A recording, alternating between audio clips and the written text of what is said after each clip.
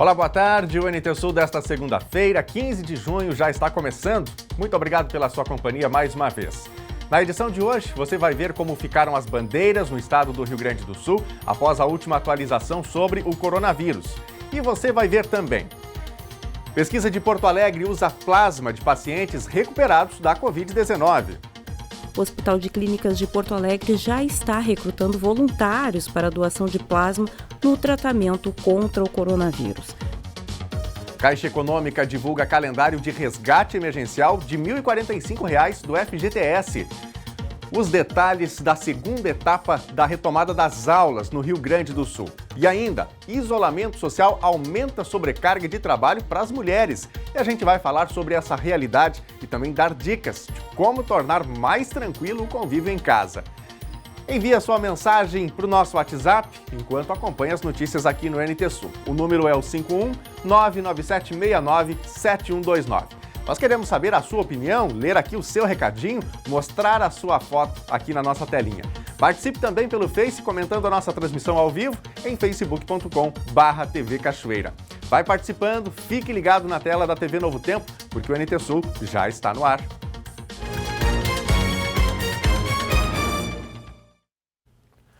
O Brasil já passou dos 860 mil casos de coronavírus. Os dados do Ministério da Saúde mostram que, até ontem, haviam sido registrados 867.624 casos em todo o país.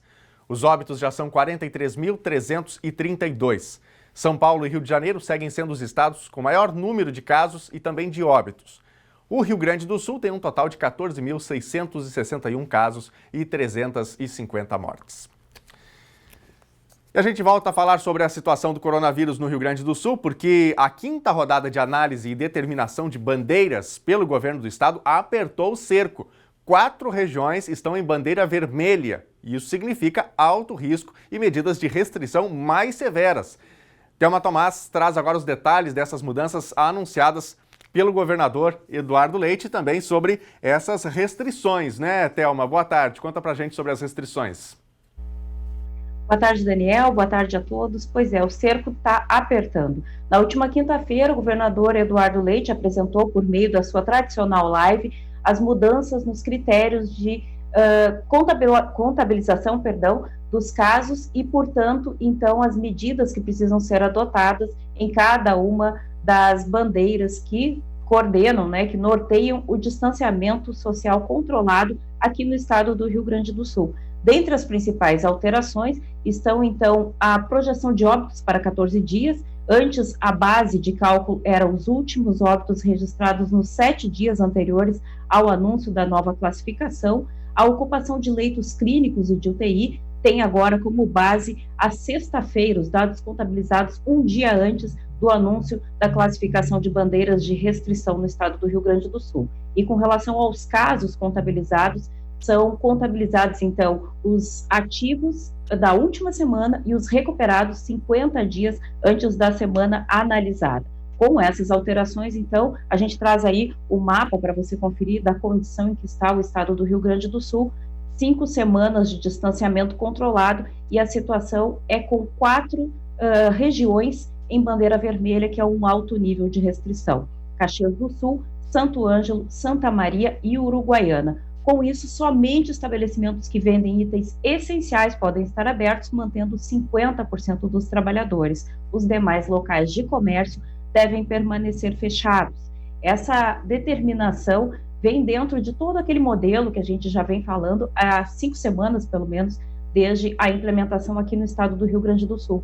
Segue valendo também, Daniel Nunes, a norma que permite que os prefeitos possam determinar algumas regulamentações e flexibilizações em suas cidades. Mas isso não quer dizer que está descartadas as normas que o Estado determina. Eu cheguei, inclusive, a comentar e questionar o governador sobre essa estratégia de permitir que os prefeitos tenham autonomia nas alterações, e a gente vai mostrar, então, a resposta que ele deu. Olha, Thelma, é importante lembrar, como tu já falaste ali, mas destacar: o prefeito que quiser fazer ajustes em protocolos, é isso que ele pode fazer, né, ajustes em alguns protocolos, muitos protocolos são obrigatórios à observância, independentemente de haver esse plano local ou não, mas ele pode fazer alguns ajustes de acordo com a peculiaridade local, mas para isso ele precisa ter plano estruturado, baseado em evidências científicas e com responsáveis técnicos assinando este plano, e apresentar este plano para o Estado, que não vai aprovar ou reprovar o plano, mas vai analisar se esse plano está estruturado, se tem evidências científicas, se tem responsáveis técnicos.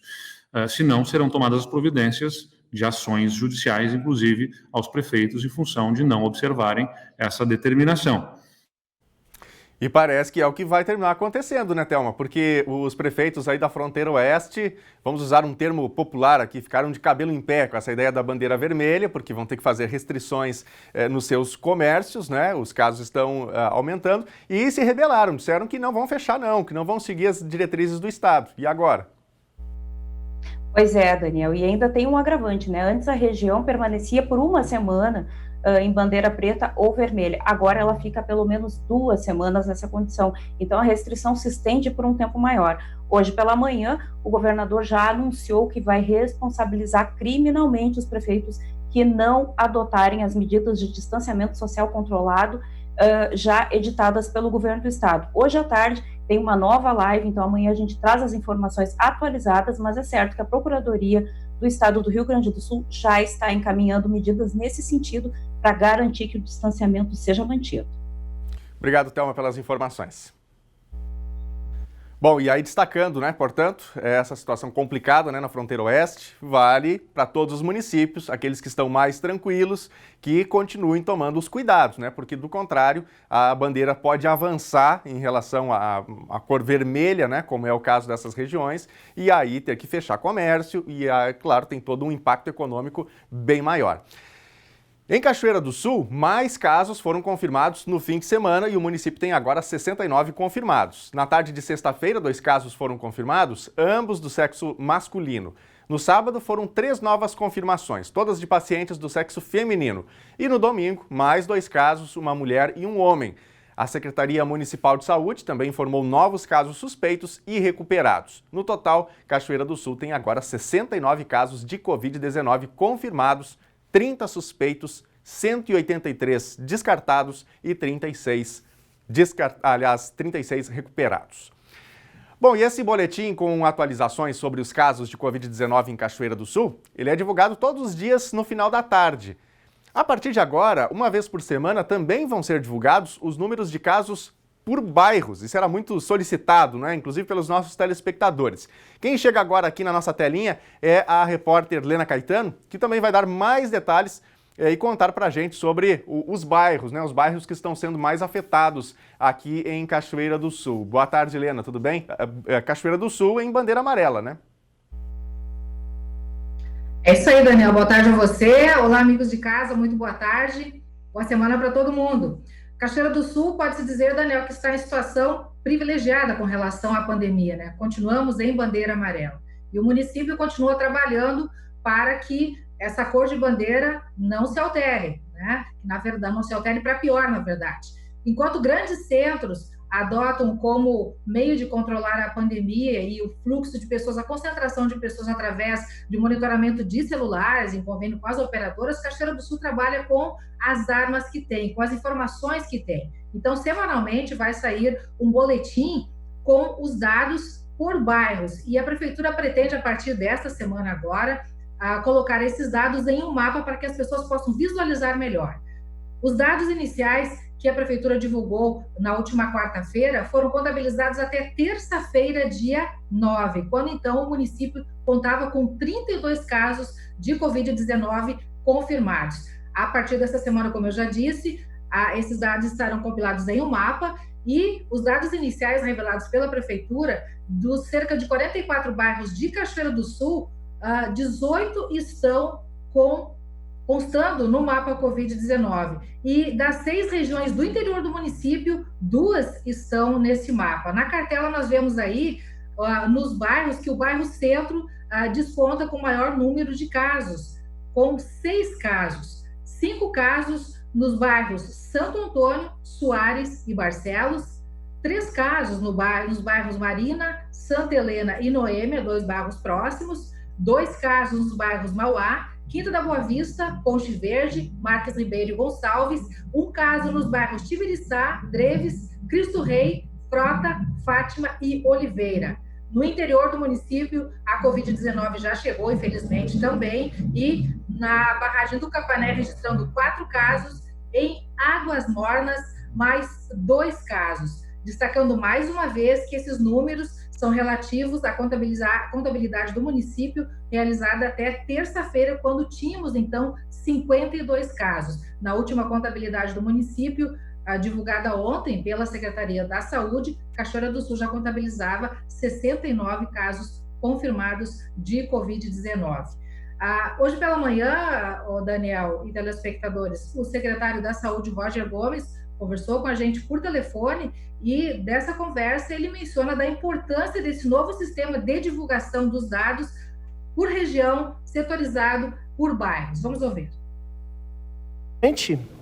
A execução desse mapa para nós ter uma dimensão de como é que está os nossos dados epidemiológicos na cidade. E ele demonstra que nós temos uma pulverização de casos, ou seja, o vírus ele está espalhado em todo o município. Nós temos 19 bairros com casos confirmados.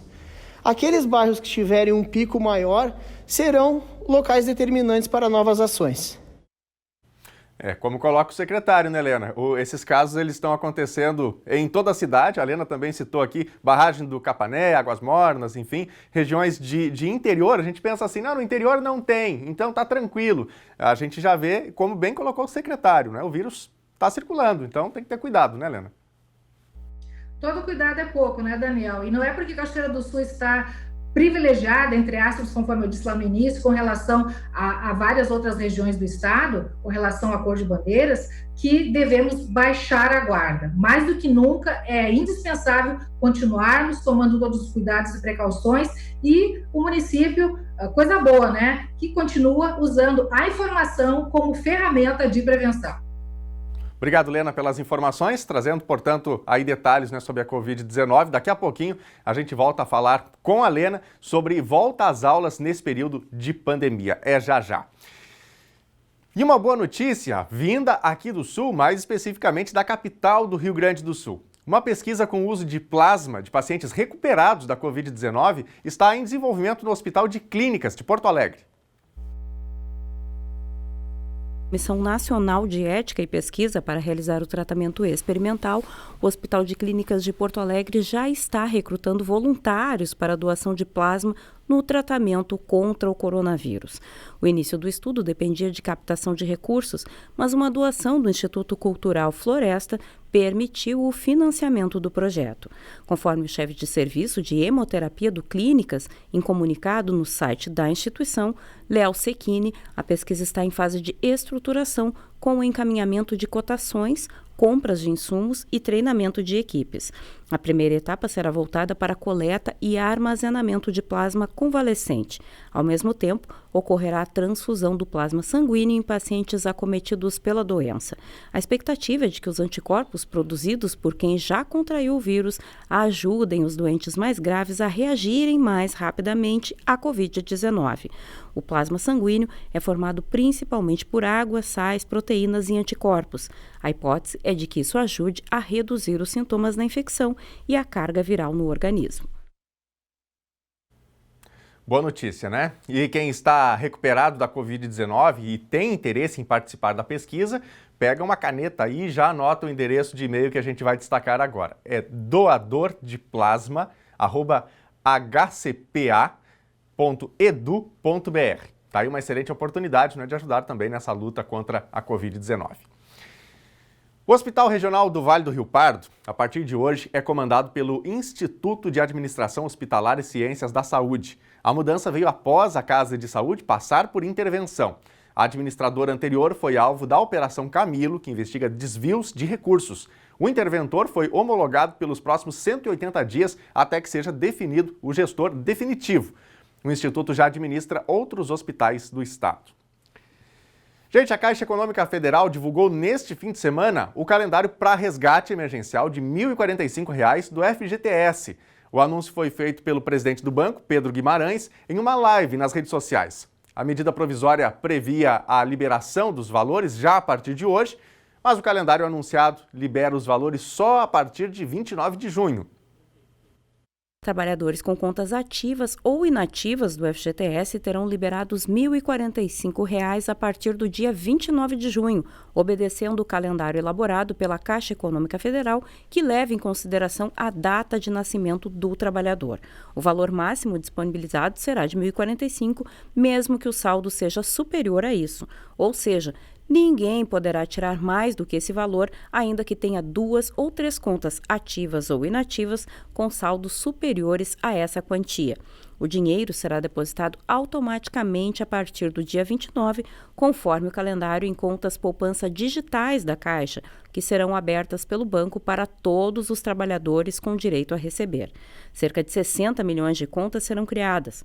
Após o crédito dos valores na conta poupança digital, já será possível pagar boletos e contas ou utilizar o cartão de débito virtual e QR Code para fazer compras em supermercados, padarias, farmácias e outros estabelecimentos, tudo por meio do aplicativo Caixa Tem.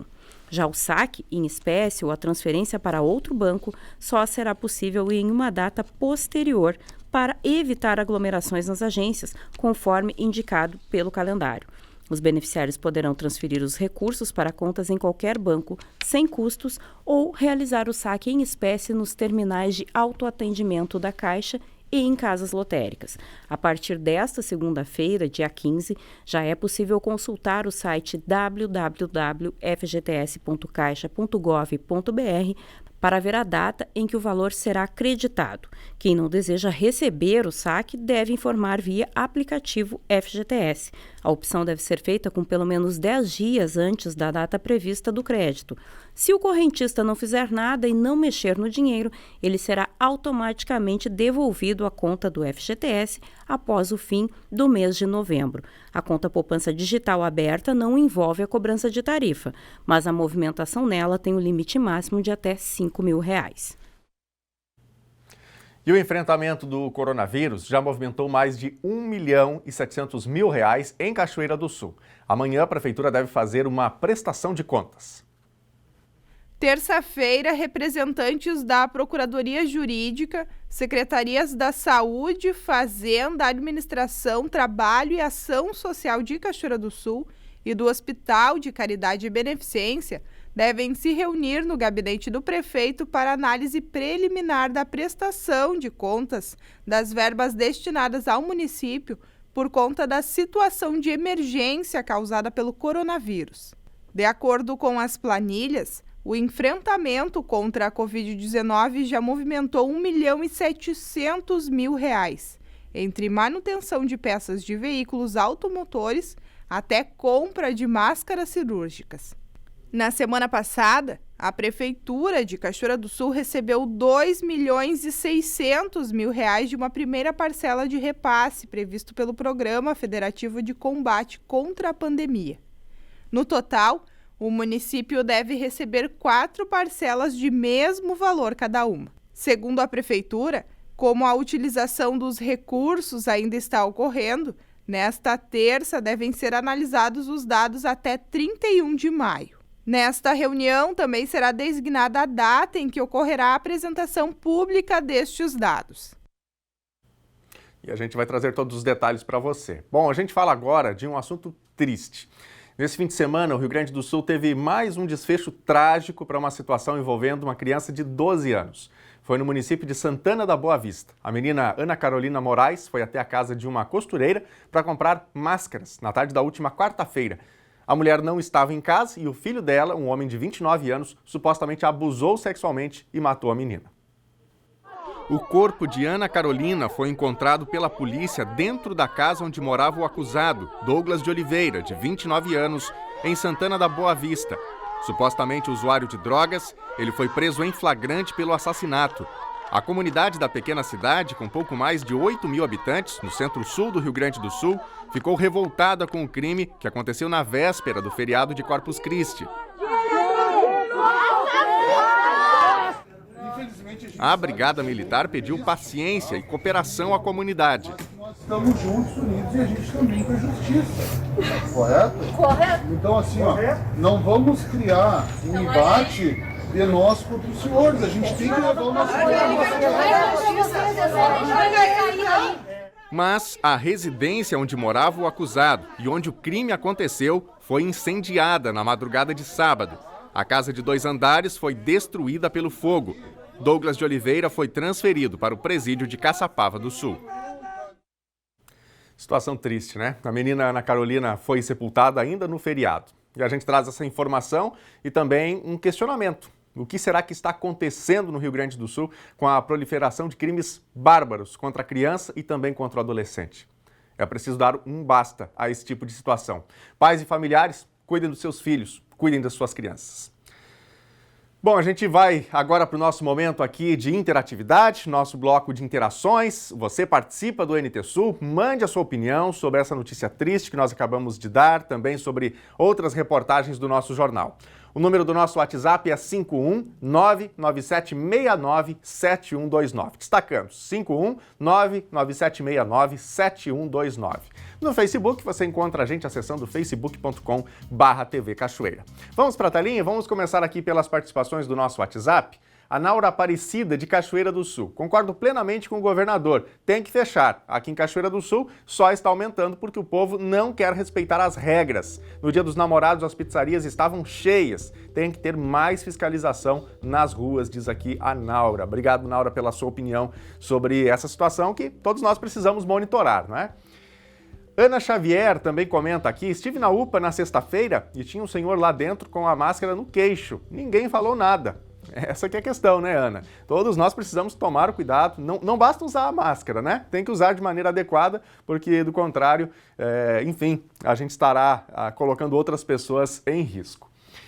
A Ivone Fux também manda mensagem de Caxias do Sul. Minha neta e eu estamos em quarentena em Caxias do Sul. Sou de Cachoeira do Sul. Abraços. Vamos ver aqui a foto que a Ivone mandou pra gente, lá de Cachoeira do Sul. Aí está a Ivone e a neta dela em quarentena, né? Enquanto essa situação não passa. Obrigado, Ivone, pela foto. Grande abraço para você aí, para sua neta também. Obrigado pela companhia com a gente. Tem mais recados aqui, deixa eu destacar mais alguns aqui do nosso Facebook, facebook.com/TV Cachoeira. Tem a nossa live, além da transmissão para a rede aberta de TV da Novo Tempo. Você interage com a gente no Facebook da TV Cachoeira. Então acesse aí, facebook.com/TV Cachoeira. Tem a live, deixa o seu comentário e mande a sua mensagem para a gente. O Everaldo Moraes, um bom dia a todos de Cachoeira. Ele está em Entre Rios, na Argentina. Legal, grande abraço para você, viu, Everaldo? Ainda mais 2 recadinhos aqui. A Adriana Soares, também mandando aqui um desejo de uma ótima semana. Também a Mara Ortiz Gonzaga, boa tarde, ótima semana a todos. Noeli Maltaca Nascimento, boa tarde a todos. Acho muito bom sabermos os bairros mais sensíveis ao corona. Poderemos ajudar mais a quem precisa. É isso aí, Noeli, obrigado pela sua opinião. Vai mandando seu recado, daqui a pouquinho tem mais aqui na nossa telinha. A seguir, os detalhes da segunda etapa de retomada das aulas no Rio Grande do Sul. E ainda, isolamento social aumenta a sobrecarga de trabalho para as mulheres. E a gente vai falar sobre essa realidade e dar dicas de como tornar mais tranquilo o convívio em casa. É depois do intervalo, a gente volta já.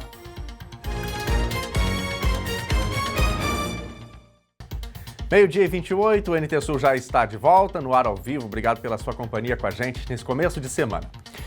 A coordenadora da agência FGTA Cine, aqui de Cachoeira do Sul, Leide Marques Festinari, é pré-candidata à prefeitura do município pelo partido PTB, Partido Trabalhista Brasileiro. O pré-lançamento aconteceu ontem com a presença do deputado federal Marcelo Moraes e a mãe dele, a deputada estadual Kelly Moraes. Leide vinha sendo cotada para ter seu nome lançado a vice numa composição com outro candidato, mas as tratativas não evoluíram. Semana passada, o PTB decidiu oficializar uma pré-candidatura e Leide, que recebeu 8 mil votos para deputado estadual nas urnas cachoeirenses em 2018, foi a escolhida. Bom, nós vamos falar de como está o clima em Cachoeira do Sul. A semana começou fria, mas as temperaturas devem subir um pouquinho mais nos próximos dias. Veja agora na previsão do tempo. Segunda-feira começa com sol entre nuvens em Cachoeira do Sul. O predomínio vai ser do sol ao longo do dia e há uma remota possibilidade de pancadas de chuva ao fim do dia. A temperatura mínima ficou em 7 graus e a máxima deve chegar a 19. Terça-feira o sol predomina outra vez e as temperaturas ficam um pouco mais agradáveis, menos frio ao amanhecer, mínima 15 graus, máxima 25. Quarta-feira a amplitude térmica cai e vai ser um dia de tempo mais fechado, com aberturas de sol e chance de chuva, mínima 18 graus, máxima 23. Confira no mapa como fica o tempo hoje em todo o Rio Grande do Sul. Ar mais quente avança pelo norte da Argentina e áreas de instabilidade se formam com chuva na metade oeste. No decorrer do dia, em locais em que o sol aparece, a nebulosidade aumenta e chove. A chuva vai ser irregular e sequer vai chover em algumas cidades, sobretudo ao norte, porém, pontos isolados podem ter pancadas fortes com raios. Com a atmosfera resfriada, pode ter granizo. Na capital Porto Alegre, a temperatura máxima prevista é de 19 graus. Também 19 em Uruguaiana, na fronteira oeste. Em Passo Fundo, no norte do estado, 20 graus. Em Santa Maria, na região central, 16. No litoral norte, Tramandaí e Torres, 19 graus. No sul do estado, em Pelotas e Rio Grande, 16 graus. Agora é 12h31, e aí, já mandou o seu recadinho aqui para o WhatsApp do NT Sul? Eu aproveito para reforçar o número, para você também mandar a sua mensagem com a sua opinião, com uma informação, com uma foto, para contar o que está acontecendo aí no seu bairro, né? Falar da sua rua, daquilo que acontece onde você vive. O número é o 51 997 69 7129. Repito o número para você, 51 997 69 7129. Então mande aí o seu recadinho, mande a sua mensagem, já a gente põe na telinha. Nós queremos sempre fazer o Telejornal NT Sul juntamente com você, com a nossa comunidade, não é? Para ter diferentes olhares sobre aquilo que está acontecendo à nossa volta. Bom, quero mandar um abraço aqui para o Sérgio Larris Carparo. O Sérgio está mandando mensagem para a gente aqui através do Facebook. Muito obrigado, viu, Sérgio? Tudo de bom para você aí. Uma boa semana. Obrigado pela companhia. Vamos ver aqui alguns recadinhos também do nosso WhatsApp. O Cláudio Lopes. Daniel, manda um abraço para Franciele Alves. Ela mora em Estrela. Obrigado, Cláudio. Nosso abraço, então, a Franciele e também a quem nos acompanha no município de Estrela, aqui no Rio Grande do Sul. A Jane também manda a sua mensagem. Se cada um fizesse a sua parte, não precisava o governo radicalizar. É tão simples. É verdade, né, Jane? Cada um fazendo a sua parte, cada um se cuidando, cada comerciante fazendo sua parte, cada consumidor fazendo sua parte, certamente o controle seria bem maior, né? A gente não teria medidas talvez tão drásticas. Mas é uma questão de consciência individual, coletiva e individual, né? Cada um precisa fazer a sua parte. Obrigado aí pela opinião. A Zilda Leal também manda mensagem pra gente, ela é de Cachoeira do Sul. Nossa cidade está privilegiada, mas devemos nos cuidar para essa pandemia terminar. Falou tudo, Zilda. Muito obrigado pela sua mensagem e pela sua opinião também enviada pra gente. E você de casa, o que pensa sobre tudo que está ocorrendo? Mande seu recadinho pra gente pelas redes sociais, no WhatsApp, ou seja no Facebook, no YouTube, no Instagram da TV Cachoeira, onde você se sentir mais à vontade, participe, faça o Telejornal NT Sul com a gente. A Assembleia Legislativa do Rio Grande do Sul aprovou na semana passada o projeto de lei que inclui a farinha de arroz na merenda escolar dos estudantes gaúchos. O autor do projeto é o deputado Gabriel Souza, do MDB. A proposta beneficia especialmente aos celíacos e alérgicos ao glúten. O Rio Grande do Sul é responsável por mais de 70% do arroz produzido no Brasil, segundo dados da Companhia Nacional de Abastecimento. Uma lei estadual também pode estimular a popularização da farinha de arroz e os seus derivados. Agora falta apenas a sanção do governador Eduardo Leite. E olha só, nessa semana inicia no Rio Grande do Sul a segunda etapa da retomada das aulas no estado. O governo definiu o calendário com 5 etapas para que as aulas presenciais sejam retomadas de acordo com dados e também evolução da pandemia no Rio Grande do Sul. A Lena Caetano retorna agora para nos dizer como vai ser essa segunda etapa de volta às aulas, né, em alguns locais até de maneira presencial. Lena, conta pra gente como é que está funcionando.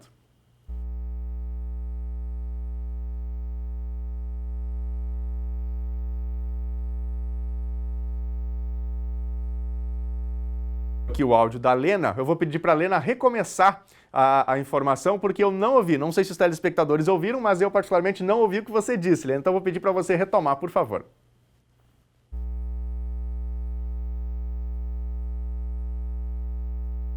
da Lena. Lena, voltamos daqui a pouquinho contigo, segura aí, daqui a pouquinho a gente já retorna corrigindo aí o teu áudio. Obrigado aí, Lena, já a gente retorna aí, portanto, com essas informações sobre o retorno das aulas, já tem possibilidades em alguns formatos, em alguns contextos específicos que as aulas retornem, e daqui a pouquinho a Lena também retorna aqui para trazer todos os detalhes sobre esse calendário. Enquanto isso, o presidente Jair Bolsonaro vetou parcialmente o projeto de lei que proibiu o despejo de inquilinos que não pagassem o aluguel durante a pandemia de coronavírus. O projeto foi aprovado em maio pelo Congresso Nacional e traz uma série de regras jurídicas de direito privado que devem valer no período de combate à pandemia de Covid-19. Veja agora os detalhes na reportagem. Jair Bolsonaro vetou 8 trechos do projeto de lei que trata das relações jurídicas de direito privado em meio à pandemia de Covid-19. Entre os artigos derrubados está o que proibia a concessão de liminares para o despejo de inquilinos até 30 de outubro em razão do novo coronavírus. A regra se aplicaria apenas às ações ajuizadas a partir de 20 de março, data da publicação no Diário Oficial da União do decreto que reconheceu o estado de calamidade pública no país. Bolsonaro também vetou o trecho da proposta que dava aos síndicos autonomia para restringir o uso de áreas comuns em condomínios para evitar a propagação da Covid-19. Na justificativa do veto, publicado na edição da última sexta-feira no Diário Oficial da União, a proibição contraria o interesse público, dando proteção excessiva ao devedor em detrimento do credor. Além disso, diz que a determinação poderia promover um incentivo ao inadimplemento e em desconsideração da realidade de diversos locadores que dependem do recebimento de aluguéis como forma complementar ou até mesmo exclusiva de renda para o sustento próprio. Bom, vamos retornar agora com a Lena, para a gente trazer os detalhes sobre volta às aulas, essa segunda etapa aqui no Rio Grande do Sul. Vamos lá, Lena, traga aí a notícia, as novidades para a gente. Ok, Daniel. Começamos dizendo que Cachoeira do Sul continua seguindo todos os protocolos e normas adotadas e divulgadas pelo governo do estado. E no dia 27 de maio, o governo determinou que o retorno gradual das aulas, principalmente com relação a aulas presenciais, seria realizado aqui no estado em 5 etapas. A primeira delas aconteceu em 1º de junho, melhor dizendo, quando então começaram as aulas à distância na rede estadual, municipal, enfim, e o governo do estado, inclusive, lançou plataforma virtual para que isso pudesse acontecer com tranquilidade, treinamento aos professores, inclusive disponibilizou internet para professores e alunos que não tinham essa ferramenta para que pudesse acontecer isso. Nós mostramos aqui no NP Sul, inclusive, a reportagem da Gabriela Belo, mostrando o trabalho dos professores do interior do município, distribuindo material, trabalhinho e lições aí para os alunos que não têm acesso às tecnologias para que isso pudesse acontecer. Nesta segunda etapa, que inicia a partir de hoje, determinado pelo governo do estado, para as escolas estaduais, municipais e particulares não muda, segue determinação de ensino à distância, tá? Mas nesta segunda etapa, para ensino médio técnico, para ensino superior e pós-graduação, a determinação é que continue à distância, com exceção para aqueles alunos que estão em etapa final de formação, onde estágio seja indispensável, onde aulas práticas e presenciais também sejam indispensáveis para a conclusão dos cursos.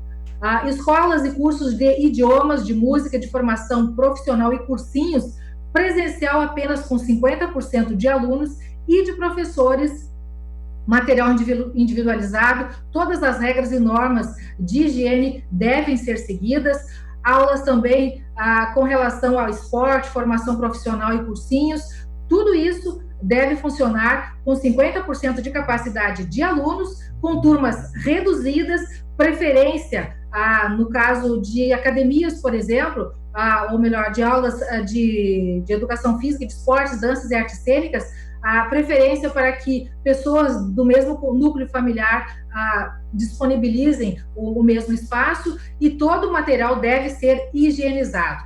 Eu fiz contato hoje pela manhã, Daniel, com algumas escolas de Cachoeira do Sul, escolas profissionalizantes, que boa parte delas estão aguardando o retorno, a aprovação do seu plano de contingência, que é exigido pelo decreto do governo, que cada instituição, ao voltar a funcionar, antes de voltar a funcionar, pelo menos com 5 dias de antecedência, tem que enviar ao município o seu plano de contingência, mostrando e revelando tudo que vai fazer e que está enquadrada dentro das normas sanitárias vigentes. O SENAC e o SEAC estão aguardando essa aprovação do município, lá do Departamento de Vigilância Sanitária.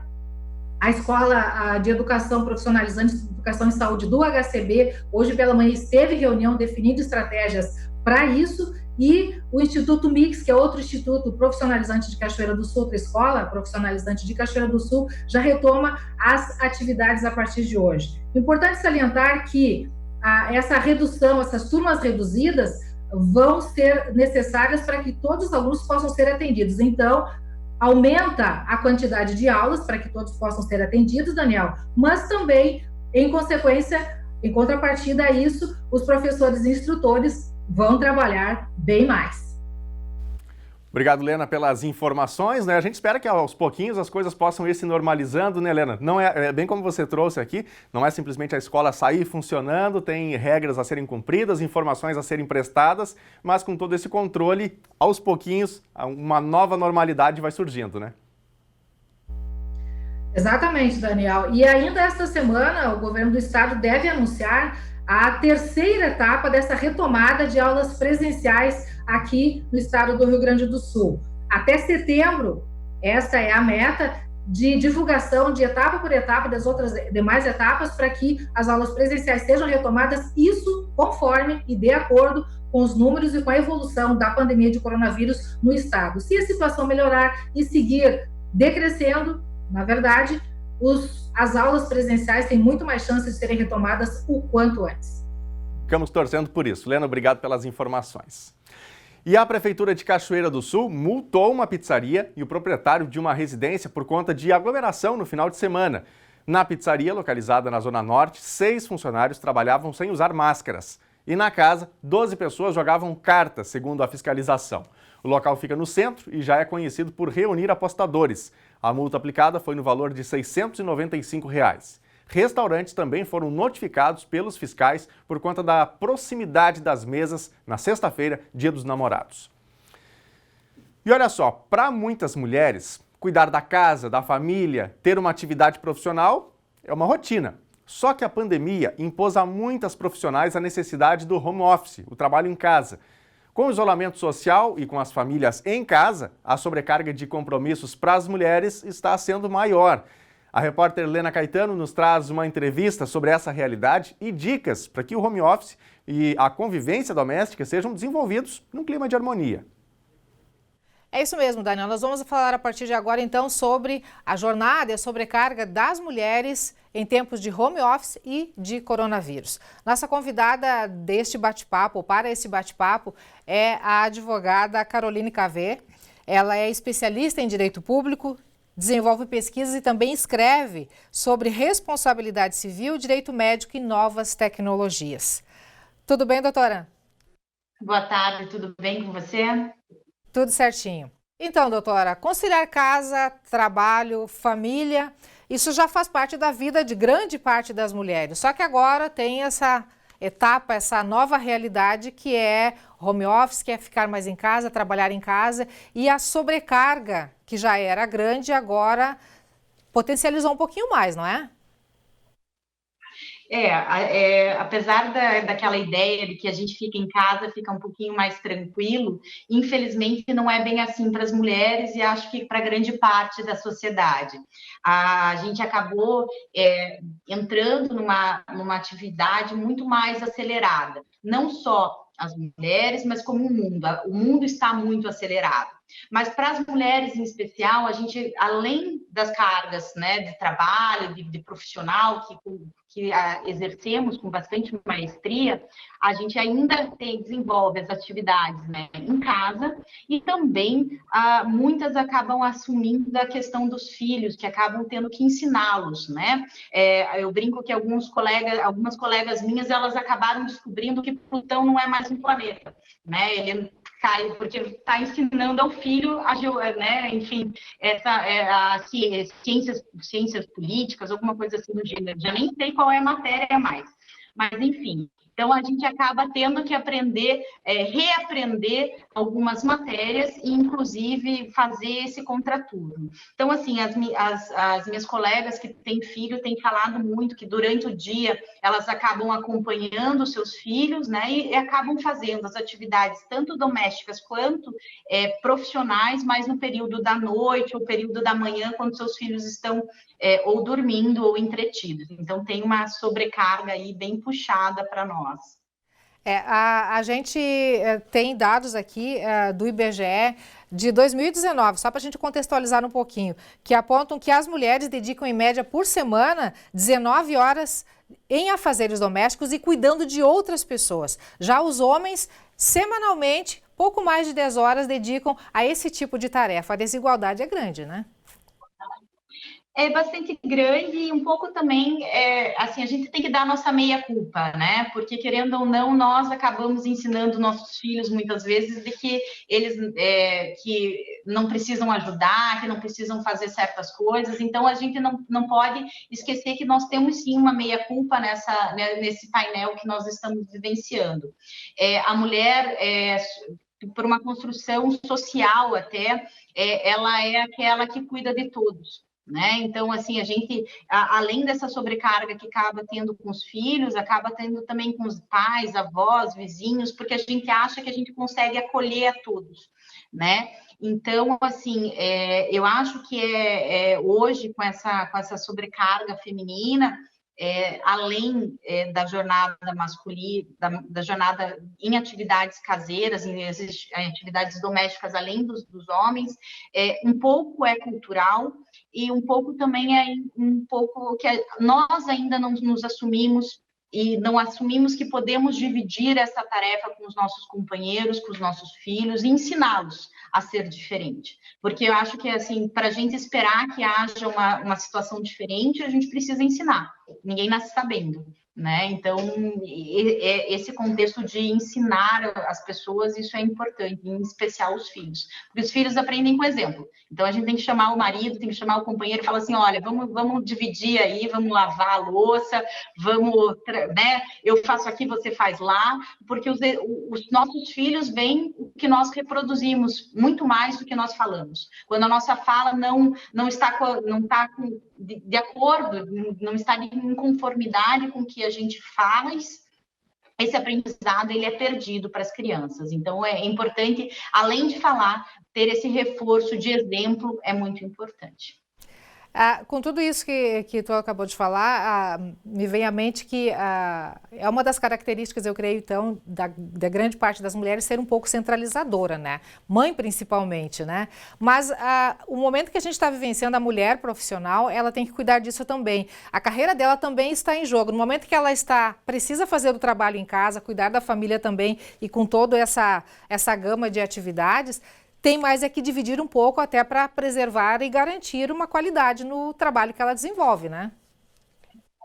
A gente tentou achar que a gente é super mulher, né? Que a gente pode estar em todas as frentes, em todos os vieses e ser exímias em tudo que fazemos. Infelizmente, isso não é possível não só para nós, né, nós mulheres, mas para todo mundo.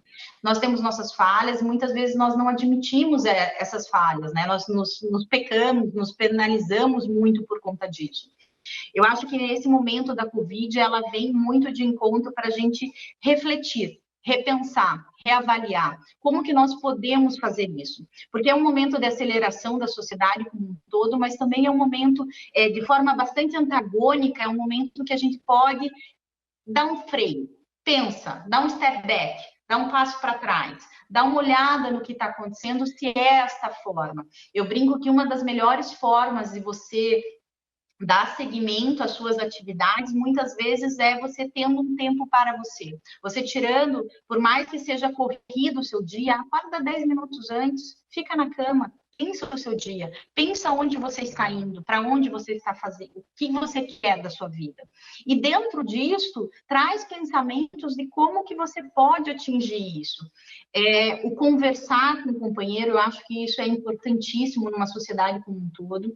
As pessoas só nos tratam como nós deixamos que elas nos tratem. Então, por isso que eu falo que a gente precisa falar dessa questão dessa meia-culpa que nós temos, que muitas vezes permitimos que façam isso conosco, porque afinal isto é social, então eu tenho que ser dócil, eu tenho que ser, né, boa, não necessariamente, né? Então a gente pode ter nossos momentos egoísticos, por assim dizer, e pensar na gente, e o pensar na gente às vezes vai ser sair caminhar, vai ser fazer uma atividade física, vai ser cuidar da nossa alimentação, vai ser ter um tempo para si, para meditar, para refletir, para pensar.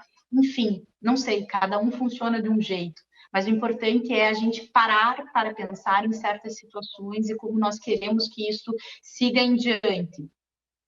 E possivelmente muita gente que está nos assistindo neste momento possa ter em mente algum pensamento, mas esse papo é mimimi, as mulheres de novo, mas não é bem assim. E só para a gente contextualizar mais um pouquinho, eu trago mais números aqui, vamos compartilhar com o pessoal. Segundo a OAB, a Ordem dos Advogados do Brasil, aqui no nosso país, 18% dos ministros, 23% dos desembargadores e 48% dos advogados e 50% dos servidores são mulheres. Conforme a Organização Mundial da Saúde, 70% dos trabalhadores da área de saúde no mundo são mulheres. No Brasil, são 85% dos profissionais da enfermagem.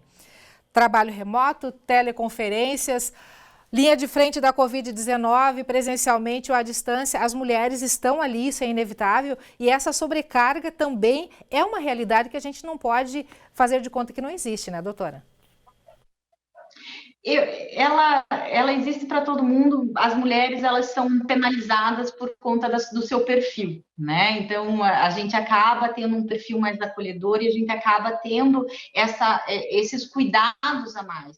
É a mulher que olha para ver se tem álcool em casa, é a mulher que olha para ver se, né, os filhos e os seus companheiros e todo mundo está se vestindo, está usando a máscara, está lavando essa máscara, até por uma questão de perfil, né, essencialmente. Mas dentro desses números é curioso, né, você trazer essa questão, porque nós, mulheres, temos atingido grandes níveis de capacitação, de especialização acadêmico, técnico, porque nós estamos sempre em busca de estar desse conhecimento, dessa aprovação social de que nós somos competentes, que nós somos capazes. Em contrapartida, se a gente for analisar os cargos de direção, CEOs de grandes empresas e até mesmo do nosso legislativo, executivo e por aí afora, a gente verifica uma carga bastante mínima das mulheres representando a nossa bandeira, a nossa classe propriamente dita. Então, assim, o que a gente vê é que, apesar de sermos tantas e tão competentes como você mesmo me trouxe, muitas vezes a gente não se coloca à prova, não se coloca à frente dessas questões. E muito por conta de não nos acharmos, muitas vezes, competentes para isso, né? Então, nesse sentido, que essa cobrança é muito maior e por isso também, por essa cobrança ser maior, muitas vezes as nossas jornadas ficam elastecidas, porque a gente é super mulher e quer dar conta de tudo em todas as frentes e ser boa para todos, para toda a família. Bom, a gente não sabe ainda, infelizmente, até quando que a gente vai vivenciar essa realidade, esse período de restrições, esse período de home office, que pode ser que se torne uma constante na vida de boa parte das pessoas que hoje estão fazendo esse trabalho. Aí a pergunta que eu faço para a gente poder encerrar é: qual é o caminho para que essas supermulheres, entre aspas, consigam conciliar tudo isso e continuar se sentindo bem e fazendo com que a vida delas se torne de uma maneira leve, não tão pesarosa, não tão pesada, não tão difícil de levar? Olha, eu acho que não existe uma regra, né? E se conselho fosse bom, a gente não dava, a gente vendia, eu estava milionária nessa hora. Mas, assim, eu acho que seria uma dica que eu acho que é importante, que é legal, é a gente manter uma rotina de vida, né? Porque independente do que esteja acontecendo ao nosso redor, a gente ter uma rotina de acordar e dormir, fazer as coisas, como fazer é importante. Além disso, o cuidado com a alimentação é extremamente importante porque a gente se sente melhor. Nós somos mulheres, nós precisamos estar bem. E o estar bem é muito importante, muito mais importante para a mulher, até com a forma que ela reage perante a social. Então, assim, se você está se sentindo bem, se você está bem alimentada, feliz, você reage melhor ao ambiente, seja ele qual for. Pode ser uma pandemia que está acontecendo agora, que você vai tirar isso de letra com o maior sorriso no rosto e ainda achar as coisas positivas dentro da sociedade. E reservar um tempo para meditação, ou para uma oração, enfim, qual seja a sua religião. Mas o pensar, o refletir. Acorda 10 minutinhos antes, ou vai dormir 10 minutinhos depois. Enfim, take your time, tenha seu tempo, né, para você e para você. Não para o outro. Seja egoísta nesses 10 minutos. São só 10 minutos, o dia tem 24 horas. Tá bom, então. Carolina, eu quero agradecer muito a tua participação conosco, esse bate-papo bem gostoso aí. Eu espero que para as nossas telespectadoras, principalmente também, e para os nossos telespectadores, na parceria aí, tenha sido útil e sirva como dica também de boa convivência e de uma nova realidade para muitas mulheres que estão aí no sufoco em casa, no dia a dia, no home office e nas atividades em geral que estão brotando de todos os lados, todos os dias, na vida de cada uma. Muito obrigada, viu? Boa tarde a vocês e foi um prazer estar com vocês. Espero que tenha contribuído de alguma forma aí com essa entrevista. Obrigada. Com certeza. Um abraço, tudo de bom. Daniel, volto contigo. Obrigado, Lena, pelas dicas, não é? Homens que nos assistem, bora pegar uma vassoura, varrer a casa, lavar uma louça e uma roupa? Conta aí depois como é que foi a experiência. Bom, nós vamos para a telinha aqui ver os recadinhos dos nossos telespectadores. A Adriana Adriana Brilharina, de São João do Ivaí, Paraná. Sou agente comunitária de saúde. As pessoas precisam ter mais responsabilidade. Estamos passando por um momento em que temos que ter amor ao próximo. Tem que se cuidar e cuidar de todos. Obrigado, Adriana. Grande abraço para você aí. Obrigado pela companhia. Quem mais? A Cleusa, de Cachoeira do Sul, manda recado sobre a pandemia. Na minha opinião, falta conscientização e amor ao próximo. Obrigado, Cleusa, também aí pela sua opinião. Quem mais? A Irene também manda recado. Estou mandando uma foto do meu filho, no Lucas, um guerreiro que está enfrentando o frio no trabalho em Novo Hamburgo. Vamos ver aqui a foto do filho que a Irene manda pra gente. Aí está o Lucas no trabalho, devidamente, né, com os equipamentos ali de máscara. Legal, obrigado, Irene. E um abraço ao Lucas aí também, que está à distância, né? Mas certamente a tecnologia serve para matar a saudade nesse momento, né? A Rita também manda mensagem aqui. Gostaria de mandar um feliz aniversário recheado de coisas boas para o meu filho Jorge Wilson. Mãe te ama. Vamos ver a foto que a Rita mandou do Jorge. Aí está o Jorge, completando 11 anos, tá aí a foto. Parabéns, Jorge, tudo de bom para você. Que Deus te abençoe muito, né? Te conceda muitas felicidades, assim como para toda a família. Tem mais um recado? Olha só esse recado aqui do Diego, presta atenção, hein? O Diego é de Florianópolis, Santa Catarina. Estou amando as aulas na quarentena porque tem aula online, mas tem muitos trabalhos e isso sobrecarrega os alunos. Se algum professor meu estiver vendo isso, por favor, não mande mais trabalhos. Eu só fiz o de ciências. Pronto, pelo menos o Diego foi sincero, né? Professores do Diego, chega de tanto trabalho. Brincadeira, não tem jeito, né? Não tem como fugir da responsabilidade. Valeu, Diego, pela mensagem aí. Sucesso nos estudos. E o NT Sul de hoje está chegando ao fim e você já sabe que pode continuar acompanhando as notícias de Cachoeira do Sul através do nosso site. É só acessar novotempo.com/NTSul. E você pode acessar também a nossa página do Facebook, no endereço facebook.com/TV Cachoeira. A gente se vê amanhã ao meio-dia em mais uma edição do NT Sul. Até lá, tchau!